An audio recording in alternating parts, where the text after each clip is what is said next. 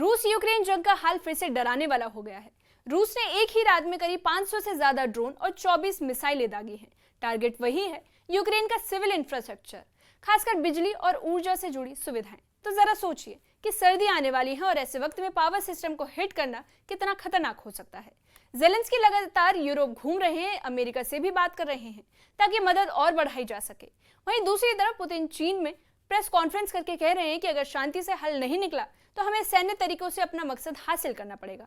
यानी बातों में भी धमकी और जमीन पर बमबारी जारी। इस पूरे मसले को आसान भाषा में समझते हैं। ड्रोन अटैक, पुतिन की स्ट्रैटेजी, अमेरिका यूरोप का रोल और आखिर आगे क्या हो सकता है। तो चलिए शुरू करते हैं। न्यूज़ 18 के सोशल मीडिया प्लेटफॉर्म पर आपका स्वागत है। मैं आपके साथ साइमा परवीन। रूस ने मंगलवार रात से बुधवार सुबह तक यूक्रेन पर ताबड़तोड़ हमला किया।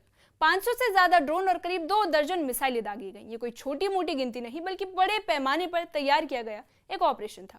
और टारगेट वही था जहां से आम लोगों की जिंदगी चलती है, बिजली के प्लांट, पानी की सप्लाई सिस्टम और बाकी सिविल इंफ्रास्ट्रक्चर।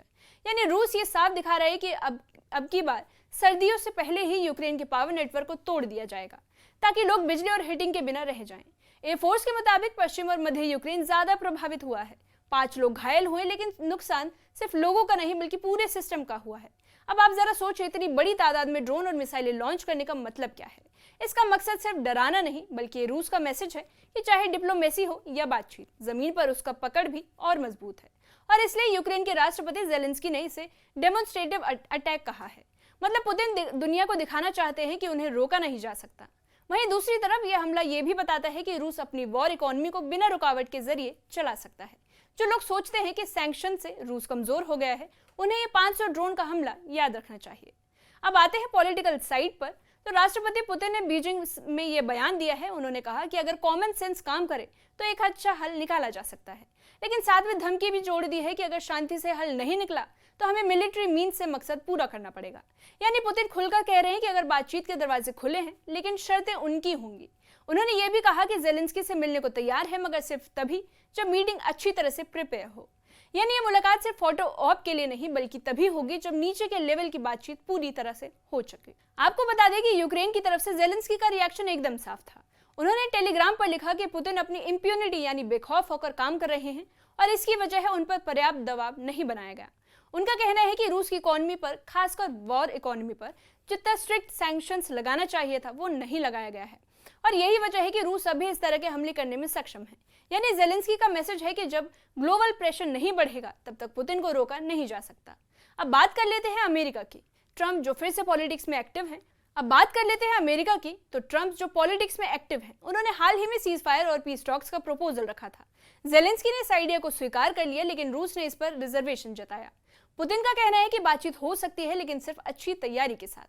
अब गुरुवार को ट्रंप और जेलेंस्की के बीच कॉल होने वाली है। इसका मतलब है कि बैक चैनल में डिप्लोमेसी चल रही है, लेकिन सवाल यह है कि क्या पुतिन सच में मानने वाले हैं कि ये सब गेन करने का एक तरीका है। पुतिन का बीजिंग दौरा भी बहुत मायने रखता है। वहां उन्होंने चीन के राष्ट्रपति शी जिनपिंग, नॉर्थ कोरिया के किम जोंग उन और इंडिया के प्रधानमंत्री नरेंद्र मोदी से भी मुलाकात की।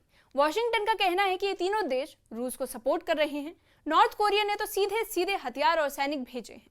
चीन और इंडिया रूस से तेल खरीद रहे हैं, जिससे उसकी वॉर इकोनॉमी को सपोर्ट मिल रहा है। यानी रूस अकेला नहीं लड़ रहा, उसके पीछे पूरा नेटवर्क है। यूरोपियन यूनियन ने भी ये बात मान ली है कि चीन रूस की बड़ी मदद कर रहा है। यूरोपीय विदेश नीति प्रमुख ने भी कहा कि रूस को 80% डुअल यूज इंपोर्ट चीन से मिल रहा है। यानी ऐसे सामान जो सिविलियन और मिलिट्री दोनों जगह इस्तेमाल हो सकते हैं। इससे रूस की वॉर मशीन लगातार चल रही है और ये बात चौंकाने वाली है, क्योंकि इसका मतलब है कि सैंक्शन का पूरा असर रूस पर नहीं पड़ा है और जब तक ये सप्लाई चेन चलता रहेगा, रूस के पास अटैक करने की कैपेसिटी बनी रहेगी। अब बात कर लेते हैं कि यूक्रेन की स्ट्रेटेजी क्या है। तो जेलेंस्की लगातार यूरोपियन टूर कर रहे हैं। अभी वो डेनमार्क पहुंचे थे, जहां नॉर्दर्न यूरोप और बाल्टिक देशों के साथ नई मिलिट्री एड पर बात हुई थी। उन्होंने कहा कि अमेरिका से हथियार लेकर यूरोप के पैसे से यूक्रेन को डिलीवरी के लिए $2 मिलियन का प्रोग्राम पहले से ही तय हो चुका है और अगर हर महीने उसमें $1 बिलियन और जोड़ने का मकसद है, यानी वॉर चेस्ट को लगातार बढ़ाना। ब्रिटेन भी पीछे नहीं है। British defence secretary John Healy Kyiv पहुंचे और वहां यूक्रेन की मिलिट्री को कैसे मजबूत किया जाए इस पर बातचीत की। इसके अलावा फ्रांस के राष्ट्रपति मैक्रोन ने जेलेंस्की का पेरिस में स्वागत किया। अब गुरुवार को यूरोपियन देशों की बड़ी मीटिंग होगी, जिसमें देखा जाएगा कि वॉर के बाद कौन सी सिक्योरिटी गारंटी दी जा सकती है। मतलब अगर कल को पीस डील होती है तो यूरोप कैसे यूक्रेन को सेफ रखता है। मैक्रो ने कहा कि 35 देशों ने अपनी अपनी कंट्रीब्यूशन डॉक्यूमेंट कर दी है।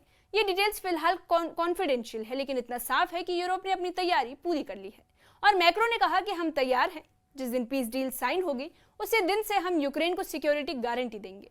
आपको बता दें कि ये एक तरह का प्री एग्रीमेंट माना जा सकता है, ताकि रूस को मैसेज दिया जाए कि जंग के बाद भी यूक्रेन अकेला नहीं होगा। और ये पूरा मामला याद दिलाता है कि जंग में कोई नहीं जीतता, बस इंसानियत हारती है। और जब तक शांति और समझौते की राह नहीं चुनी जाएगी, तब तक मासूम जिंदगियां ऐसे ही बर्बाद होती रहेंगी।